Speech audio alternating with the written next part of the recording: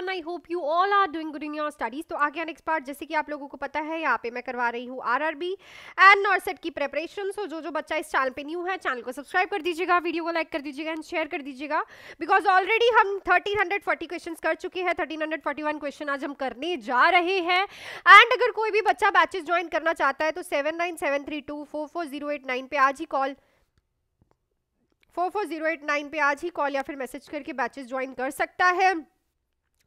RRB के लिए हमारे पास 2 बैचेस इस टाइम रनिंग है। 1499 का बैच, जिसको मैं कह रही हूँ इंपॉर्टेंट टॉपिक बैच, एंड एक बैच है मेरे पास 2499 का, जो है थ्योरी बैच। ठीक है, सो दोनों में ये डिफरेंस है। अगर आपका बेसिक क्लियर है तो आप ये बैच ज्वाइन कर सकते हैं, अदरवाइज इसमें हम करेंगे important topics of all the subjects, MCQ classes, test series, doubt classes and previous year paper. जो 2499 का बैच है, अगर आप बेसिक से करना चाहते हैं तो ये कर सकते हैं। इसमें हम एनाटॉमी एंड फिजियोलॉजी करेंगे, ऑल सब्जेक्ट्स की थ्योरी करेंगे, इसमें भी हम इंपॉर्टेंट टॉपिक्स करेंगे, एमसीक्यू क्लासेस रहेंगी, टेस्ट सीरीज रहेंगी, डाउट क्लासेस रहेंगी, प्रीवियस ईयर पेपर रहेंगे। और दोनों ही बैच, सबसे बड़ी बात है, लाइव प्लस रिकॉर्डेड है, और दोनों ही बैच 3 मंथ्स के हैं। तो अभी आपके पास टाइम जो है, देखो लिमिटेड टाइम है, 2.5 से 3 मंथ्स का टाइम है फॉर आरआरबी पेपर। सो आप फटाफट से कोई भी जो बैच है इस नंबर पे कॉल या फिर मैसेज करके मेरे से बात करके आज ही ज्वाइन कर सकते हैं। Either it is 1500 important topic batch और either it is theory batch. तो चलते हैं अपने क्वेश्चन पे। सो क्वेश्चन देखो हमारा क्या कह रहा है, विच nursing diagnosis should receive priority in plan of care for a 3 months old infant who has Salmonella virus. तो अगर एक इन्फेंट है 3 महीने का, तो उसे सैल्मोनेला वायरस है, जो कि है डायरिया का वायरस, उस पेशेंट में आपका प्रायोरिटी नर्सिंग डायग्नोज क्या रहेगा? वेट लॉस रहेगा, फ्लूइड वॉल्यूम डेफिशिएंट रहेगा, स्लीपीनेस रहेगा, या फिर शाउटिंग एंड क्राइंग रहेगा? तो सैल्मोनेला वायरस क्या कॉज करता है बच्चों में? डायरिया। बच्चे क्या कॉज करता है? डायरिया। और डायरिया जो है वो क्या, और डायरिया क्या कराता है बच्चों में? बहुत ज्यादा फ्लूइड लॉस कराता है बच्चे। तो फ्लूइड लॉस हो रहा है तो प्रायोरिटी क्या रहेगी? देखो फ्लूइड पेशेंट को क्या हो सकता है, अब इन्फेंट को यहाँ पे अगर फ्लूइड लॉस ज्यादा होगा तो पेशेंट जो है हाइपोवॉलेमिक शॉक में जा सकता है, और डिहाइड्रेशन, ठीक है, बच्चे को डिहाइड्रेशन हो सकती है। सो सबसे इंपॉर्टेंट होता है यहाँ पे फ्लूइड वॉल्यूम डेफिशिएंट जो है प्रायोरिटी में नर्सिंग डायग्नोस, क्योंकि आपको बच्चे की बॉडी में फ्लूइड को मेंटेन करके रखना है, जो कि प्रायोरिटी रहेगी इस प्रॉब्लम में। नेक्स्ट है transfer of frustration due to not meeting goal to another person और a weaker subject is known as. तो ये एक डिफेंस मैकेनिज्म है, जिसमें क्या होता है कि अपनी वीकनेसेस पे और अपने फेलियर्स का जो गुस्सा है और अपनी फेलियर्स का जो फ्रस्ट्रेशन है, वो किसी ऐसे इंसान पे निकाली जाती है जो कि आपसे छोटा है, वीकर है, और या फिर आपसे कम औहदे का है। सो उसको हम क्या बोलते हैं? डिस्प्लेसमेंट, प्रोजेक्शन, रैशनलाइजेशन या फिर regression. So it is known as a displacement. जब किसी चीज के फेलियर का या फिर किसी प्रॉब्लम का अपना गुस्सा आप किसी और पर्सन पे निकालते हो, then it is known as a displacement. Next है Which position is given to a child with nose bleeding? तो कौन सी पोजीशन आप एपिस्टेक्सिस भी आ सकता है, यहाँ पे लिखा हुआ नोज ब्लीडिंग वाले पेशेंट में देते हो? ऑप्शन है आप लोगों के पास supine, lean forward sitting, lean backward sitting, Trendelenburg. So it's a lean forward sitting. इससे क्या होगा? सबसे पहले तो पेशेंट का जो है एस्पिरेशन होने का चांसेस कम हो जाएगा, ठीक है, एस्पिरेशन का चांस नहीं होगा। प्लस इसमें हम ना पिंच भी करते हैं नोज को, क्या करते हैं? ब्लॉक करते हैं नोज को, ताकि जो ब्लीडिंग है वो स्टॉप हो जाए। तो लीन फॉरवर्डिंग एंड सिटिंग पोजीशन जो है आप नोज ब्लीडिंग वाले पेशेंट को देते हो। नेक्स्ट है a client required paracentesis, which item is used is most important for the nurse to place at the client bed side prior to the procedure. बहुत important question है, paracentesis होने वाला है एक पेशेंट का।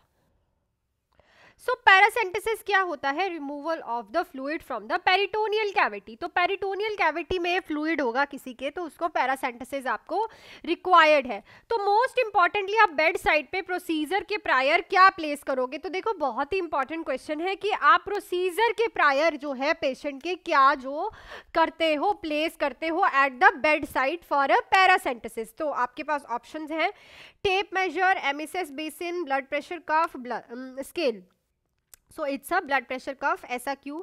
क्योंकि जब आप किसी का पैरासिंथेसिस करते हो तो बॉडी से फ्लूइड रिमूव करते हो, ठीक है. So there is a chances of hypovolemia, ठीक है. बॉडी में जो है वॉल्यूम ऑफ द जो फ्लूइड है वो कम हो सकता है, क्योंकि आप बॉडी से फ्लूइड निकाल रहे हो, तो जो बीपी है वो फ्लक्चुएट कर सकता है, गिर सकता है. तो उसको आपने रेगुलरली जो है मेजर करना होता है ड्यूरिंग पैरासिंथेसिस. तो उसके लिए आपको बीपी कफ जो है वो बेड साइड पे पेशेंट के रखना होता है. नेक्स्ट है the most common skin manifestation seen after 2 days of radiation therapy. So अगर किसी की रेडिएशन थेरेपी चल रही है तो कौन सी स्किन की मैनिफेस्टेशन रेडिएशन थेरेपी के 2 दिन बाद आपको मोस्ट कॉमनली देखने को मिलती है? ऑप्शन है अरिथमा, एट्रोपी, हाइपर पिगमेंटेशन, डर्मेटाइटिस. तो मोस्ट कॉमनली हमें अरिथमा देखने को मिलता है after 2 days of the radiation therapy. So next question पे चलने से पहले आप लोगों को थोड़ा सा बैचेस का जिनको सुनना है सुन सकते हैं, अदरवाइज आप स्किप कर सकते हैं. इस नंबर पे आप मेरे से बात या फिर मैसेज करके आज ही इंपॉर्टेंट टॉपिक बैच या फिर थ्योरी बैच ज्वाइन कर सकते हैं. दोनों की फीसेस जो हैं बहुत ही ज़्यादा बच्चे अफोर्डेबल है. एक 1500 का 3 मंथ्स का बैच है, एक 2500 का 3 मंथ्स का बैच है. अगर बेसिक क्लियर है तो आप ये बैच ज्वाइन कर सकते हैं, जिसमें हम सारी इंपॉर्टेंट चीज़ों पर ज़्यादा फोकस करेंगे. और अगर आपको बेसिक से स्टार्ट करना है तो ये full fledged all in one batch रहेगा. दोनों में ही नॉन नर्सिंग के सब्जेक्ट्स आपको करवाए जाएंगे. नॉन नर्सिंग के MCQs जिनके आने के ज़्यादा चांसेस है वो भी करवाए जाएंगे. सो आप आज ही मेरे से बात करके ज्वाइन कर सकते हैं. सो चलते हैं हम नेक्स्ट क्वेश्चन पे. The cardinal signs of the body include the following except. तो cardinal signs of the body कौन से होते हैं? एक्सेप्ट लिखा है. तो देखो कार्डिनल साइंस का मतलब वाइटल साइंस भी होता है, ठीक है. सो यहाँ पे वाइटल साइंस भी लिखे आ सकते थे और कार्डिनल साइंस भी. तो temperature, blood pressure, blood glucose level, heart beat. So it's a blood glucose level. Blood glucose level जो है वो सेकेंडरी वाइटल साइंस में आता है, ठीक है. इनको लिख लेना. बाकी ये तीनों जो है आपका पल्स रेट हो गई, टेम्परेचर हो गया, ब्लड प्रेशर, ये आपके प्राइमरी वाइटल साइंस में आते हैं जो कि कार्डिनल साइंस होते हैं. बट सेकेंडरी वाइटल साइंस में आपकी यूरिन आउटपुट, ठीक है, प्यूपिल जो है वो सारी चीज़ें जो है आपके सेकेंडरी वाइटल साइंस में आती है. क्लियर? नेक्स्ट है McBurney point of tenderness is present at. So जो मैकबर्नी पॉइंट होता है उसमें जो टेंडरनेस होती है वो कहाँ प्रेजेंट होती है? तो आपके पास ऑप्शंस हैं acute cholecystitis, acute gastritis, acute appendicitis, acute tonsillitis. तो देखो मैकबर्नी पॉइंट होता क्या है. सो नेवल से आप सुपीरियर इलियक स्पाइन पे एक लाइन ड्रॉ करते हो, ठीक है. उस लाइन के 3 पोर्शंस करते हो और जो उसका 2/3 पोर्शन होता है वहाँ पे होता है मैकबर्नी पॉइंट. उस पॉइंट पे टेंडरनेस फील होती है इन द एक्यूट अपेंडिसाइटिस और इसका ये मेन साइन है, ठीक है ना.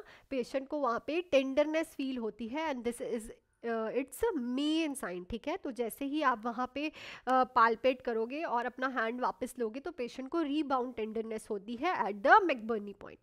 Next है Ravi is admitted in a psychiatric ward, refused to eat breakfast by stating that food is poisoned. This kind of response is an example of. तो psychiatric ward में रवि एडमिट हुआ है, खाना खाने से रिफ्यूज कर रहा है और कह रहा है कि जो खाना है वो पॉइजनड है. तो ये काइंड ऑफ रिस्पॉन्स किसकी तरफ इशारा करता है? ये एग्जाम्पल है हेलुसिनेशन की, इल्यूजन की, डिल्यूजन की, एम्पैथी की. So it's an delusion. Delusion क्या होता है? False and fixed belief.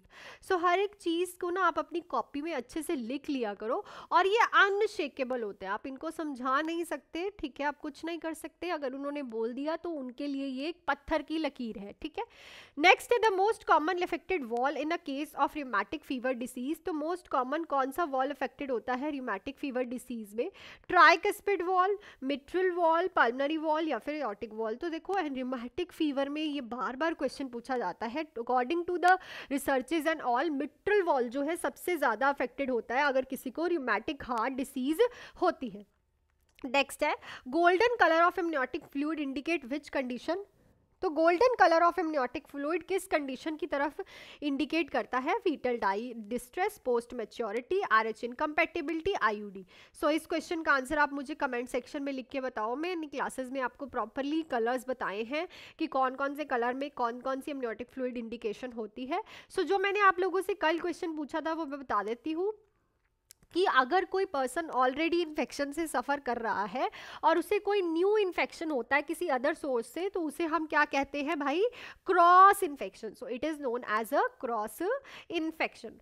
So that's it for this video अच्छी लगी है तो वीडियो को लाइक शेयर एंड सब्सक्राइब और कमेंट जरूर किया करिए। अपना आंसर मैं सबका देती हूँ, भले रिप्लाई ना हो पाए किसी दिन, पर मैं देखती सबकी हूँ, ठीक है।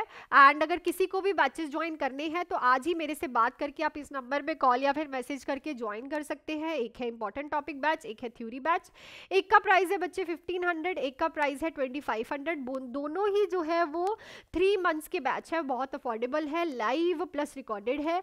अगर आपका बेसिक क्लियर है तो आप ये बैच ज्वाइन कर सकते हैं, अदरवाइज आप बेसिक क्लियर करने वाला बैच ज्वाइन करो। नॉन नर्सिंग भी के एमसीक्यूज भी इसमें आपको करवाए जाएंगे। सो मिलती हूँ नेक्स्ट वीडियो में। Till then do hard work, make your parents proud and all the best.